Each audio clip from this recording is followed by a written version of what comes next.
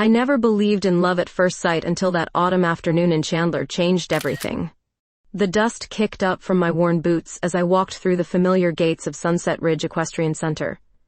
3 months back from covering the Syrian conflict, my bank account drained, my spirit battered but not broken. The scent of hay and leather brought memories of teenage summers when I'd worked here, mucking stalls for pocket change. Mel, damn, look who's back. Jake, the stable manager, dropped his pitchfork. His weathered face split into a genuine grin. Need work, Jake. Anything.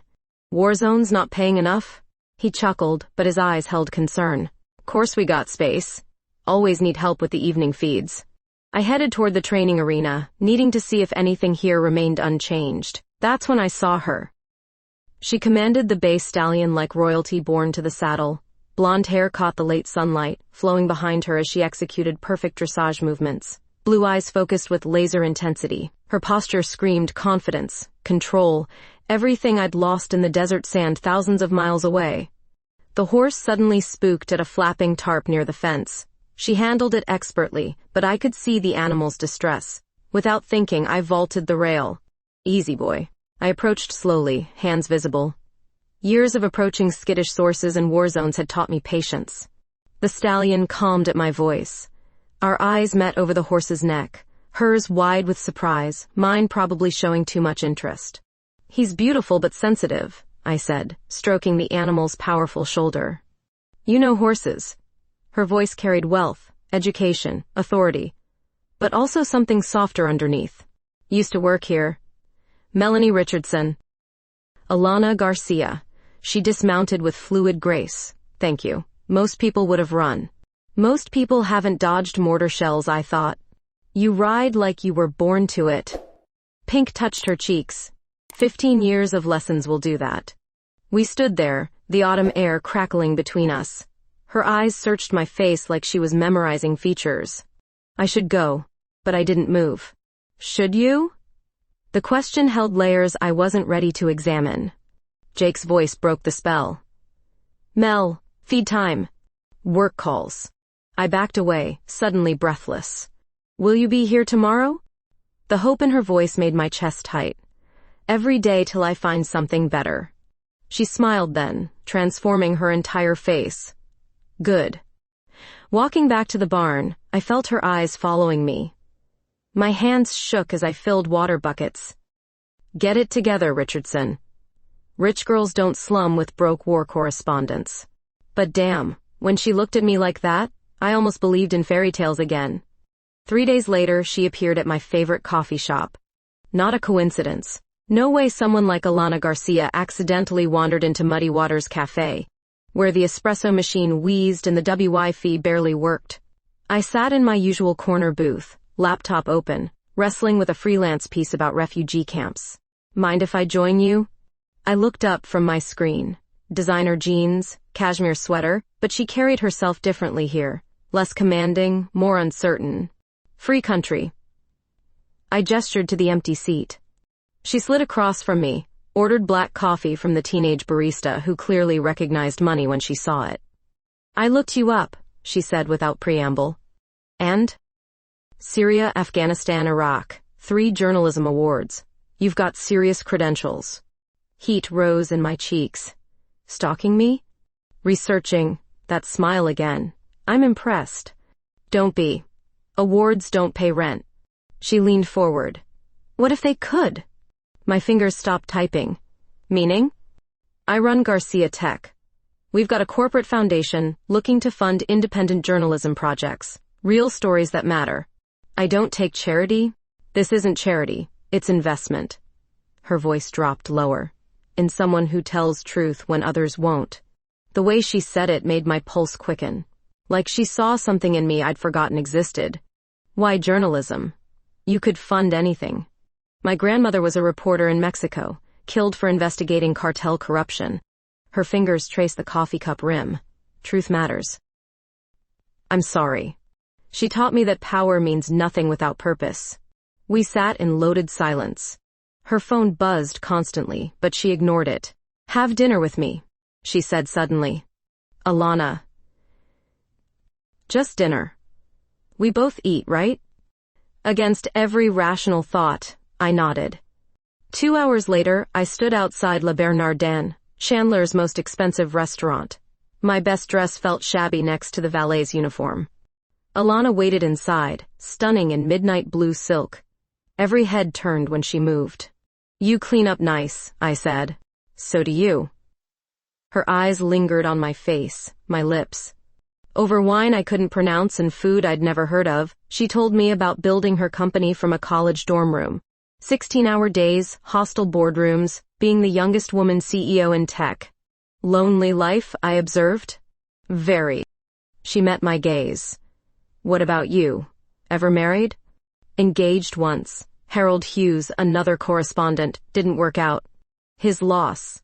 The waiter refilled our glasses. The restaurant buzzed around us, but we existed in our own bubble. "This is insane," I whispered. "We barely know each other. Sometimes the best things are insane." She reached across the table, fingers brushing mine. Electric current shot through me. "Come home with me," she said quietly. My breath caught. "Alana. Just to talk, I promise." But her eyes promised much more. In the parking lot, she moved closer. Too close. I could smell her perfume, feel her warmth. Melanie. My name on her lips sounded like prayer. She cupped my face, thumb tracing my cheekbone. We leaned toward each other like magnets, inevitable collision approaching.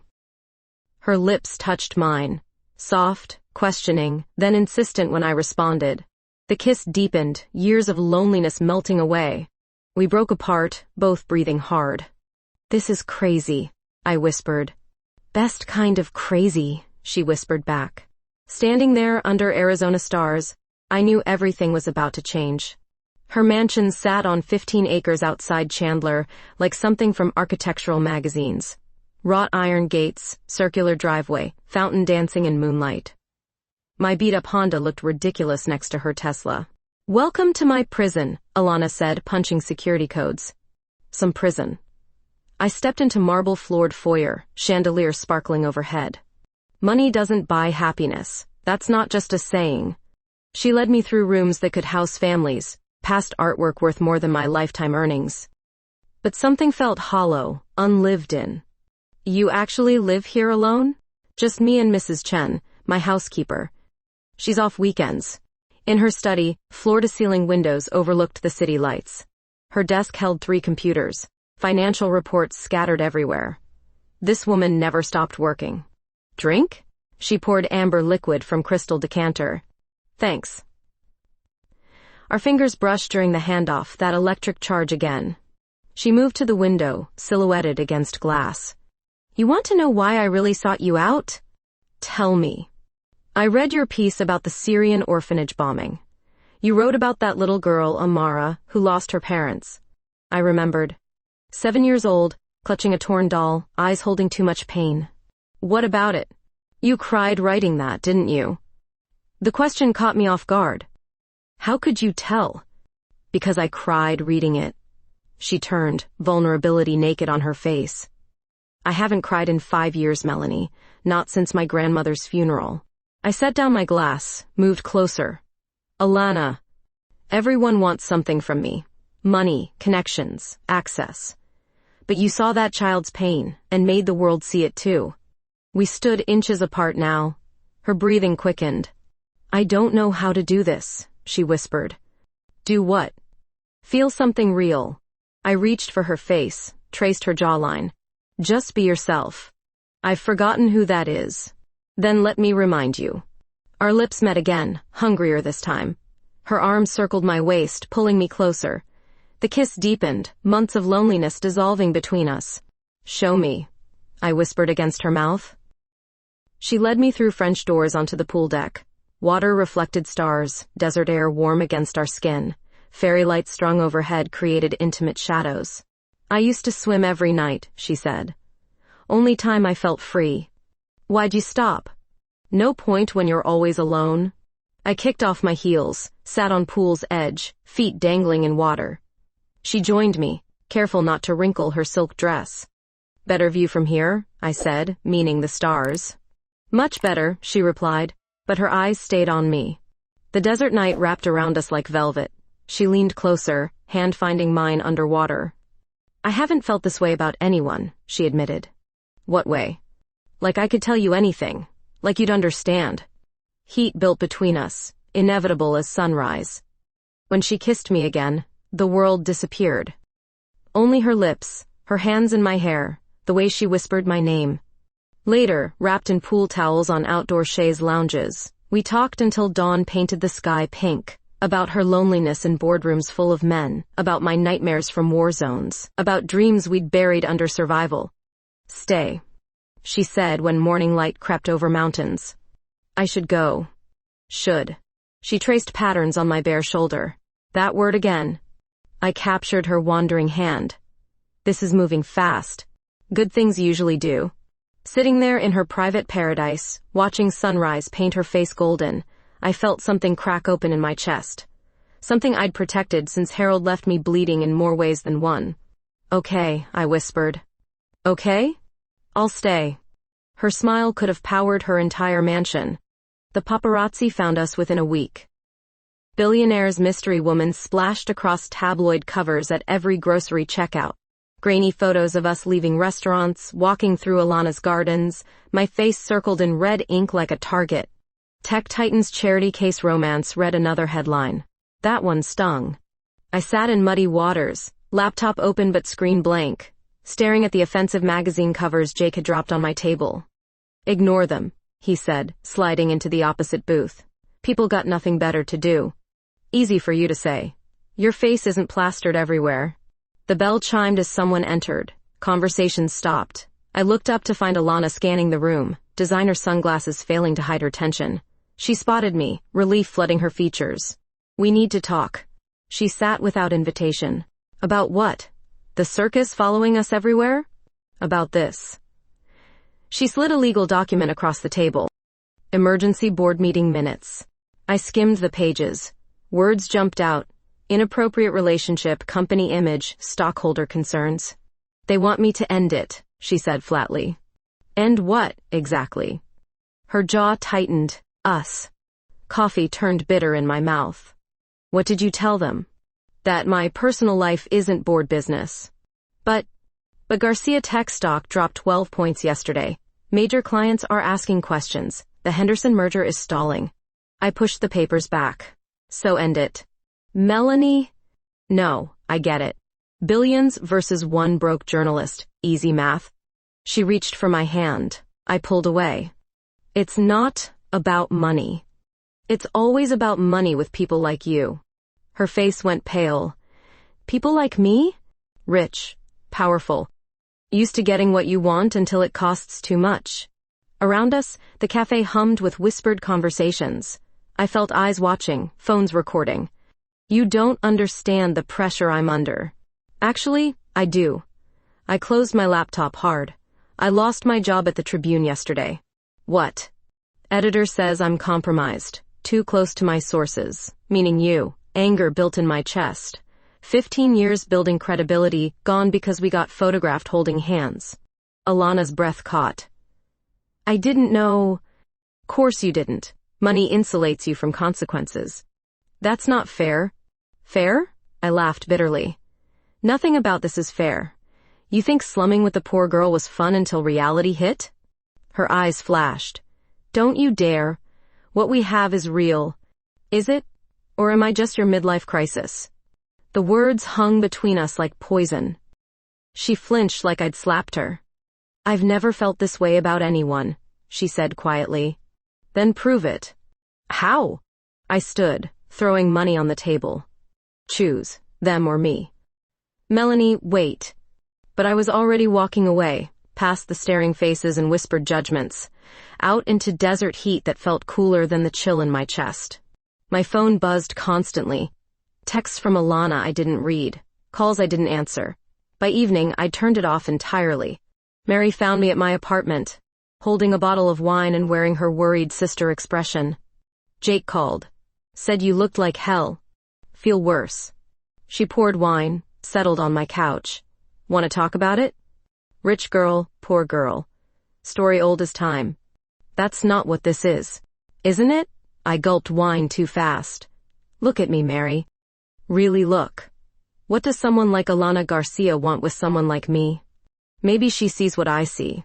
Smart, brave, beautiful woman who's been through hell but still fights for truth. Pretty words don't change bank accounts. You're scared. The observation hit too close. Course I'm scared.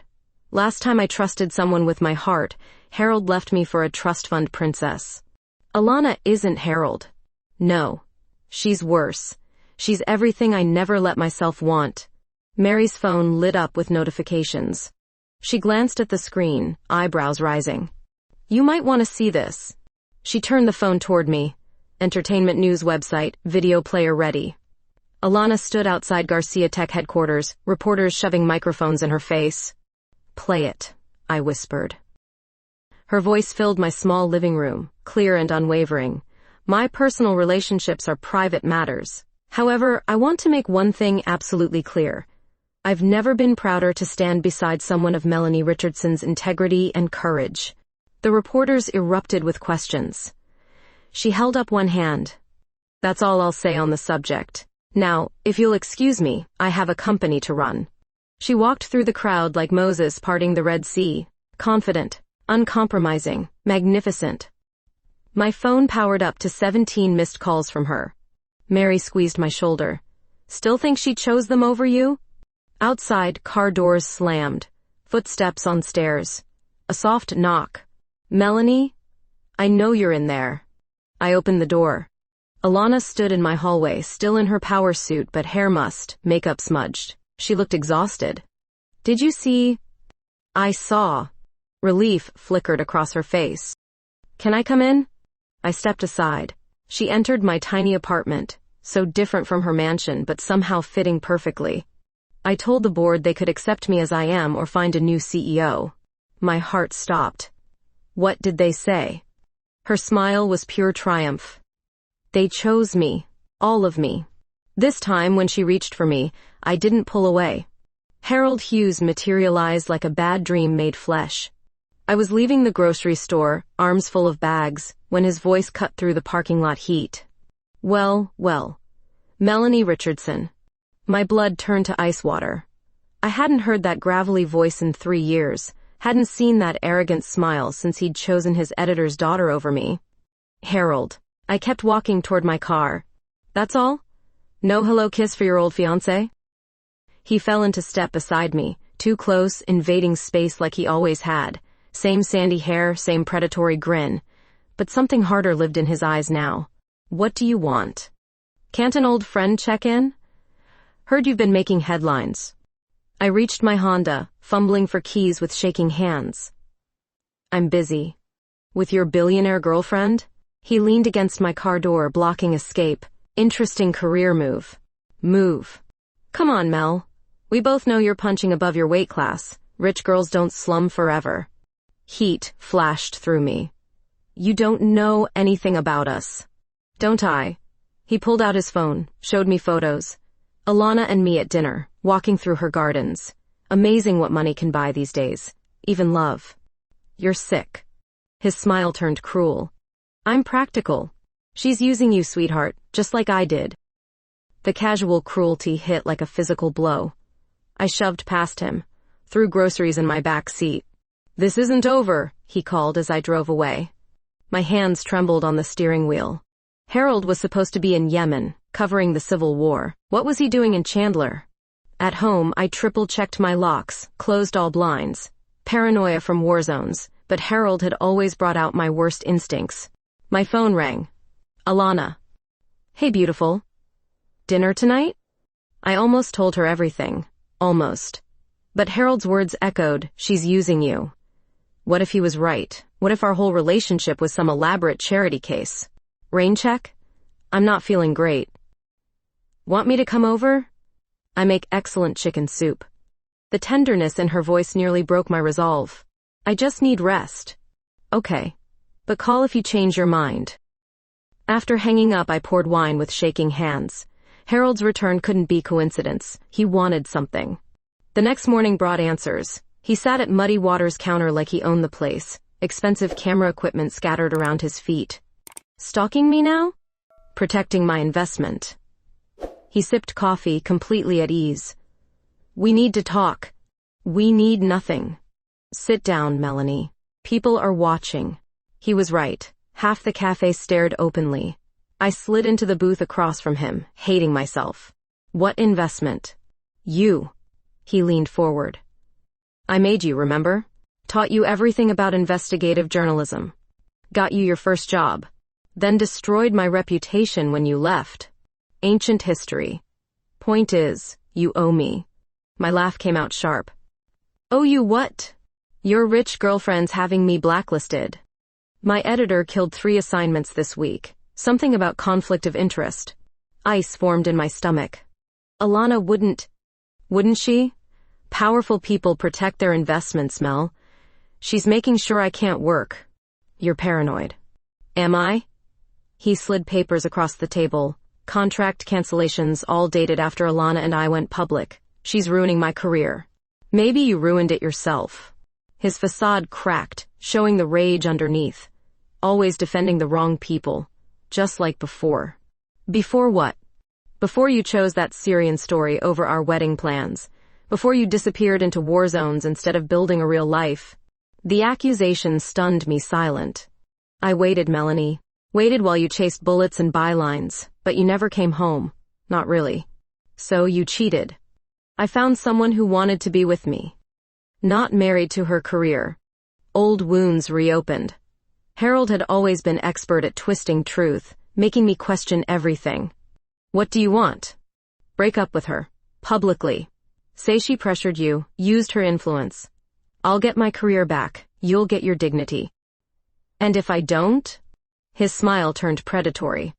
I know things, Mel, about your time in Syria, about what really happened to get you that award-winning story. My blood froze. The Syrian contact who died getting me information. The bribes I'd paid for access. Nothing illegal but career-ending if twisted right. You wouldn't. Try me. He stood, throwing money on the table. Think about it. You have 48 hours. Watching him leave, I felt walls closing in. Harold knew my secrets, my guilt, my shame, and he'd use them all to destroy what Alana and I had built. That evening, Alana arrived at my apartment with Thai takeout and concerned eyes. You look terrible. Thanks. I tried to smile, failed. What's wrong? And don't say nothing. I can read you now. She moved closer, hands framing my face. The touch I'd craved all day suddenly felt like too much. I think we need some space, I said. Her hands dropped. What? This is moving too fast. People are talking, careers are suffering. Whose career? You just got the foundation job. Maybe that's the problem. Hurt flashed across her features. I don't understand. We're from different worlds, Alana. That doesn't just disappear because we want it to. So, you're giving up? Just like that? Every instinct screamed to tell her about Harold, to let her help. But his words echoed, she's using you. What if this was her excuse to end things gracefully? I'm being realistic. Realistic. She stepped back like I'd struck her. Is that what we're calling cowardice now? The words hit their mark. I flinched. Fine. Her voice turned cold as winter. If that's what you want. She left without looking back. I slumped against the door, heart breaking with each footstep down the hall. Harold had won. He'd driven a wedge between us without Alana ever knowing he existed. But as I listened to her car drive away, I realized something. I'd rather face his worst threats than live without her. Some battles were worth the casualties. Some love was worth the risk. 5 days without Alana felt like 5 years. I threw myself into freelance work, accepting every assignment that came my way. Anything to stop the ache in my chest when I remembered her smile, her laugh, the way she whispered my name. Harold texted daily. Countdown reminders, veiled threats, photos of me taken from a distance, proving he was watching. 24 hours left, Mel. Hope you're enjoying your space. I deleted the message, like all the others, but fear gnawed at me. Harold never bluffed when he held good cards. That afternoon, Jake called from the stables. Your girlfriend's here. Looks like hell. My heart clenched. She's not my girlfriend anymore. Right. And I'm the damn Queen of England. Get down here.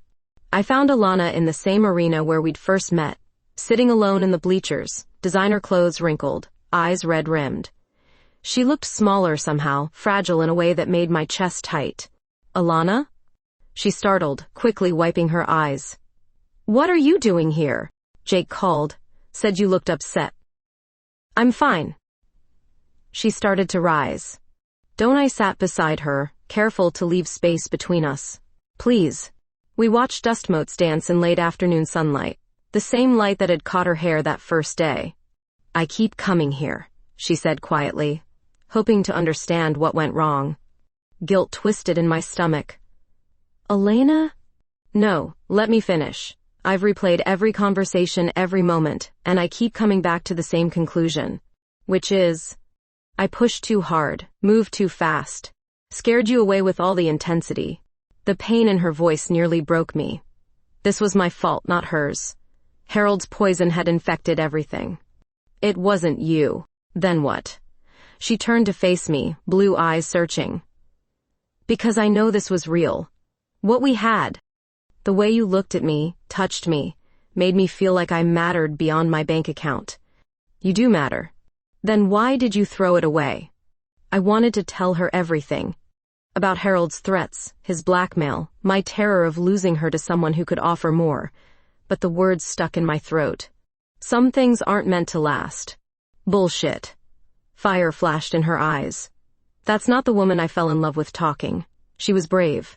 She fought for what mattered. Maybe she was tired of fighting. Silence stretched between us. In the distance, horses whinnied and stamped, living creatures unburdened by human complications. "I hired a private investigator," she said suddenly. Ice flooded my veins. "What?" "After you pushed me away so suddenly, I needed to understand why. Marcus found some interesting things." My phone buzzed. Harold's name flashed on the screen. Perfect timing, as always. Alana's gaze fixed on my phone. "Aren't you going to answer?" "It's not important. Harold Hughes, your ex-fiancé, the one you said was overseas. Damn Marcus and his thoroughness. He came back." "When?" I couldn't meet her eyes. "Last week." Understanding dawned across her features. "Before you decided we needed space." "Alana." "He threatened you, didn't he?" The gentle certainty in her voice undid me. Tears I'd held back for days finally spilled over. "He said you were using me. That rich girls don't slum forever. And he knows things about my work overseas, things that could destroy what's left of my career if twisted the right way." She moved closer, hand finding mine. "What kind of things?" "Sources who died, money that changed hands. Nothing illegal, but Harold can make it sound dirty." "So you protected me by pushing me away." "I protected us both. By sacrificing your happiness for mine?" When she put it like that, it sounded noble instead of cowardly. "I couldn't let him hurt you, sweetheart." She cupped my face, thumbs brushing away tears. "He already hurt me. By taking you away." The endearment broke something inside me. I leaned into her touch, starved for connection. "I missed you so much," I whispered. "I know." "Me too." She kissed me then, soft and desperate, like she was afraid I'd disappear again. I kissed her back, pouring 5 days of longing into the connection. When we broke apart, her forehead rested against mine. "We're going to fix this," she said firmly. "How?" "Harold won't stop. He's obsessed. Then we stop him." "Alana, you don't understand. He's dangerous when cornered." Her smile held razor edges. "So am I." She pulled out her phone, speed-dialed a number. "Marcus?" "It's Alana. I need everything you have on Harold Hughes. Bank records, employment history, tax returns, parking tickets, everything." She hung up, turned to me. "Technology billionaire, remember? I've got resources he can't imagine. This could get ugly. It's already ugly. But together, we're stronger than whatever he's planning." My phone buzzed again. Harold's final ultimatum. "Time's up, Mel. Hope your girlfriend was worth your career." I showed Alana the message. Her jaw tightened. "We end this tonight," she said.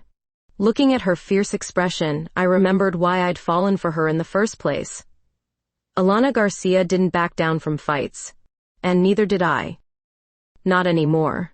Marcus delivered Harold's files within 2 hours.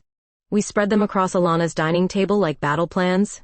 Your ex has been busy, Marcus said, pointing to financial records. 3 restraining orders from different women. 2 assault charges, both dismissed. And this. He slid a photograph across polished wood. Harold emerging from a Vegas hotel with a blonde woman, wedding ring visible on her finger. He's married? I stared at the image. 6 months ago. Wife's a pharmaceutical heiress. Marcus's voice held satisfaction. Very traditional family, very Catholic, very wealthy. Alana leaned forward. They don't know about his past? Or his present activities. Man's been busy stalking his ex-fiancé while honeymooning in Europe. The pieces clicked.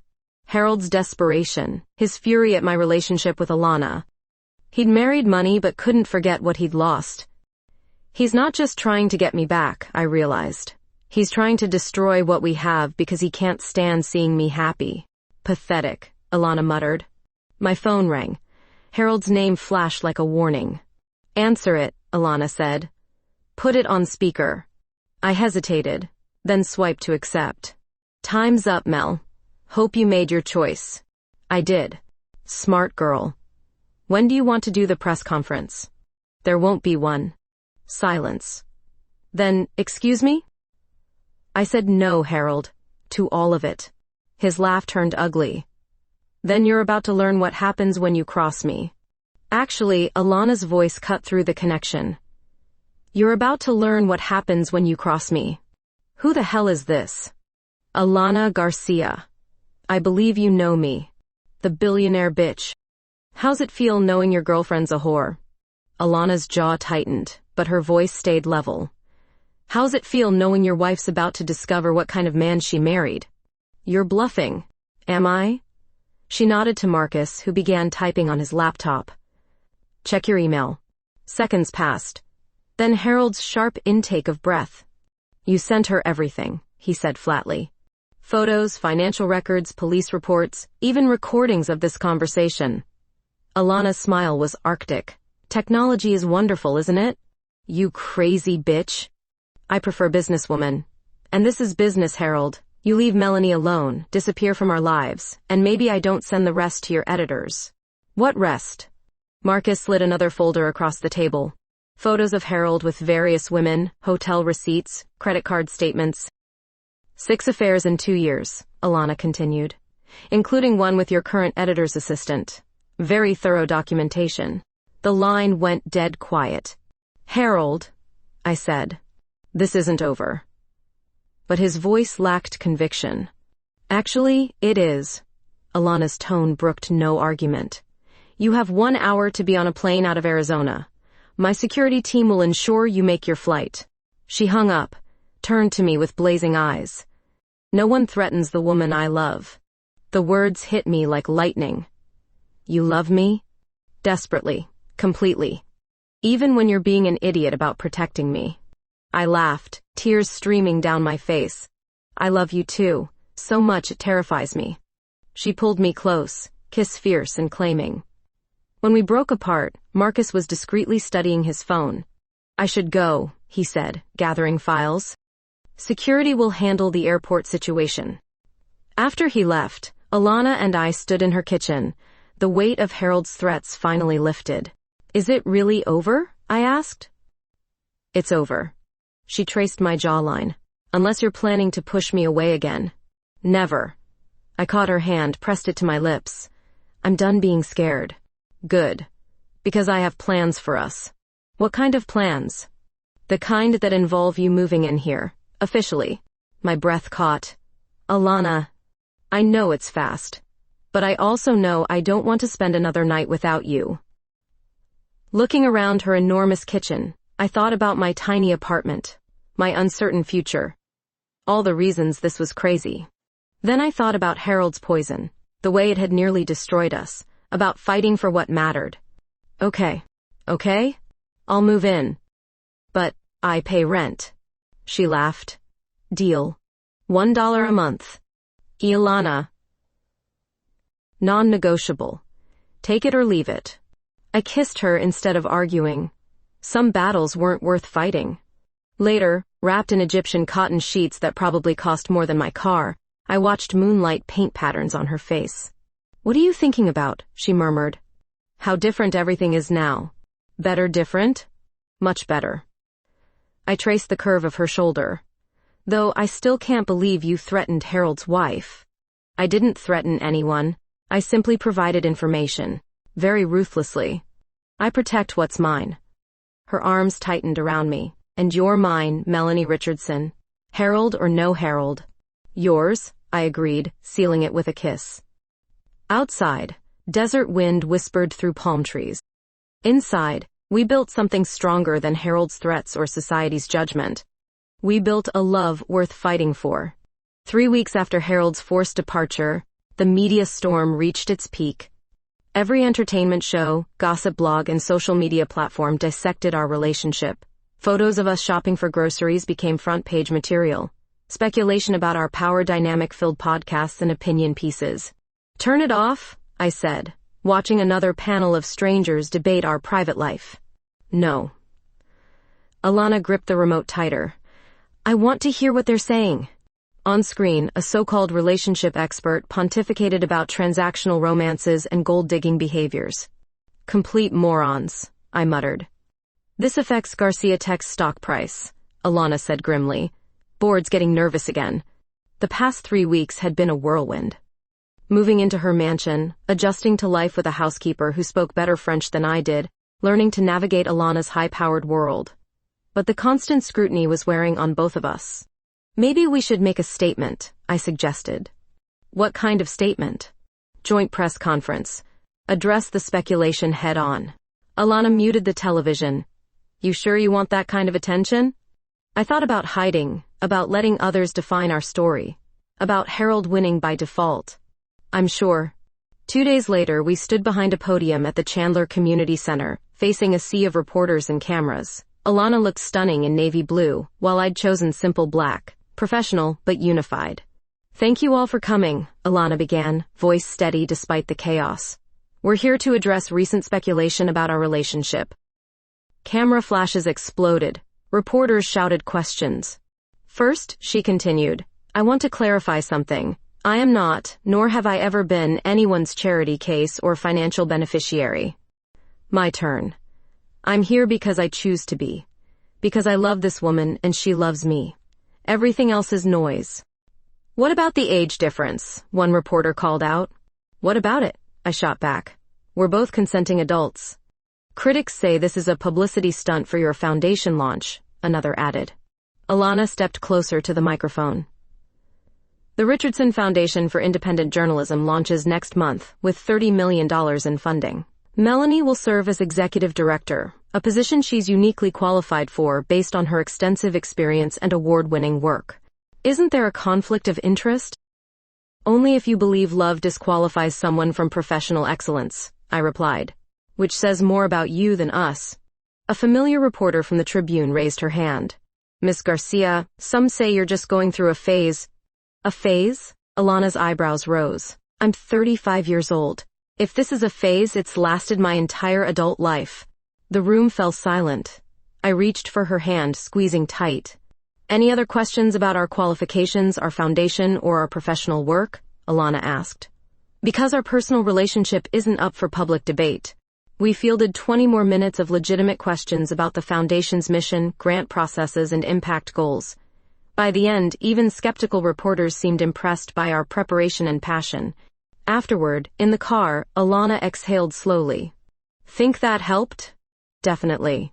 I kissed her cheek. "You were magnificent up there." We were magnificent. That evening brought vindication. Garcia Tech stock rebounded. Editorial boards praised our foundation's mission. Social media sentiment shifted from skeptical to supportive. But the real victory came from Alana's assistant, Sarah, who burst into the office with a tablet full of notifications. "The Henderson merger is back on," she announced breathlessly. They called an hour after the press conference. Alana's face lit up. "Seriously?" Mr. Henderson said, and I quote, "Any woman who handles the media that skillfully can handle our partnership." That weekend, we escaped to her cabin in Sedona. No phones, no internet, just red rocks and desert silence. We hiked during the day and made love under star-filled skies at night. "I have something for you," Alana said our last evening, producing a small velvet box. My heart stopped. "Alana." "It's not what you think." She opened the box, revealing a simple silver key to the cabin. "So you know you always have a place to escape to, even if we fight?" "Especially if we fight." She slipped the key onto my keychain. "This is your safe space now, always." I kissed her deeply, tasting promise and permanence. "I have something for you too," I said, pulling out a folded paper. She read it, eyes widening. "You kept this?" The paper was her business card from our first meeting at the equestrian center. I'd written my phone number on the back that day, then chickened out and never given it to her. "I wrote my number down because I knew," I said. "Even then, I knew you were going to change everything. Why didn't you give it to me?" "Too scared of wanting something I couldn't have." She traced the faded ink. "What changed?" "You showed me that some things are worth the risk." That night, as desert wind whispered through pine trees, we made promises without words. Her body against mine, hearts beating in synchrony, two souls finding home in each other. Later, watching her sleep in moonlight, I marveled at how far we'd traveled from that first electric moment in the stables. From strangers to lovers to partners facing the world together. The foundation launched to widespread acclaim. My first grant went to a young reporter covering immigration stories along the border. Seeing her excitement reminded me why this work mattered. "Proud of you," Alana whispered that night. "Proud of us," I corrected. Because this was us now, a team, a partnership, a love story that had survived media scrutiny, board pressure, and Harold's poison. We'd proven that love could cross any divide when both people were willing to fight for it. 6 months later, we stood in the same arena where our story began. Sunset Ridge looked different, decorated with white ribbons and wildflowers. Intimate gathering, maybe 30 people total. Mary stood as my witness while Sarah filled the same role for Alana. "You sure about this?" Jake asked, adjusting his tie. He'd volunteered to officiate after getting ordained online. "Never been more sure of anything," I replied, watching Alana approach on horseback. She looked breathtaking in cream silk, hair flowing as she guided her stallion with practiced ease. The same horse that had brought us together, now carrying her toward our future. "Show off?" I called out. Her laugh carried across the arena. "You love it." She dismounted with fluid grace, handed the reins to Jake's grandson.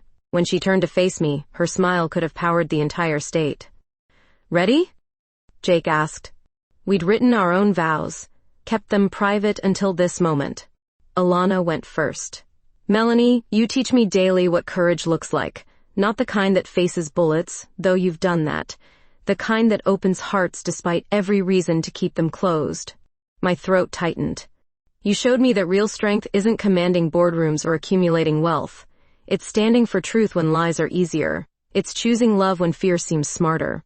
She reached for my hands. "I promise to support your dreams even when they scare me. To fight beside you, not for you. To remember that the best things in life can't be bought, only earned through trust and time." My turn. The words I'd practiced disappeared, replaced by raw honesty. "Alana, you saved me from becoming someone I didn't recognize. Someone who'd forgotten that taking risks is how we truly live."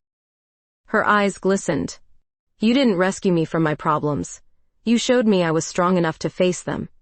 That's the greatest gift anyone's ever given me." I squeezed her hands. "I promise to challenge you when you need it, support you always. To remember that love isn't about erasing our differences but celebrating what makes us whole together." Jake cleared his throat. "By the power vested in me by the internet and the state of Arizona, I now pronounce you legally committed partners." We kissed as the sun painted the sky crimson, our friends cheering around us. The same light that had caught Alana's hair that first afternoon now blessed our beginning. "Mrs. Garcia Richardson," Alana whispered against my lips. "Has a nice ring to it." The reception flowed under stars, desert air warm against our skin. We danced to music from Jake's ancient radio, ate barbecue that Mary had insisted on preparing herself. "Harold would hate this," I mentioned during our first dance. "Good thing he's not invited to our life anymore." I spun her around, designer dress swirling. "What's next for us?" Whatever we want. She pulled me closer. That's the beauty of writing our own story. Later, after everyone had gone home, we sat by the pool at the mansion, our mansion now. Wedding dress replaced by comfortable clothes, makeup scrubbed away, just us under infinite stars. Any regrets? She asked. About marrying a billionaire? Let me think. She splashed water at me. Serious question. Seriously? No regrets. I caught her hand, brought it to my lips. Though I reserve the right to complain about your workaholic tendencies. And I reserve the right to drag you away from war zones whenever I want. Deal. We sealed it with a kiss that tasted like champagne, and promises kept. I have a confession, she said. Already? We've been married 4 hours. I may have bought the equestrian center. I stared at her. You what? Jake was thinking about selling. I couldn't let someone tear down the place where we met. Alana Garcia Richardson, you hopeless romantic. Melanie Garcia Richardson, you ain't seen nothing yet. 1 year later, I published a book about covering conflicts while maintaining perspective on what truly matters. It dedicated to A, who taught me that the greatest battles are fought for love. Alana launched 3 more journalism foundations, funding independent reporters across 6 continents. Her favorite part was the annual award ceremony, where she got to celebrate people who chose truth over comfort. We never had children, never felt the need. Our foundation became our legacy, supporting hundreds of journalists who might otherwise have given up. Some evenings we still rode together at sunset, 2 women who'd found their way across impossible distances, proving that love recognizes no boundaries when both hearts are willing to be brave. Think we'll make it? I asked on our 5th anniversary, watching her brush down the horses. Make what? Forever. The whole distance. She kissed me with lips that still made my pulse race. Sweetheart, we already have. Standing there in golden light, surrounded by the life we'd built together, I knew she was right. Some love stories begin with dramatic gestures.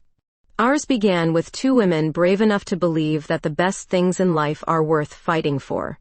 And worth the wait.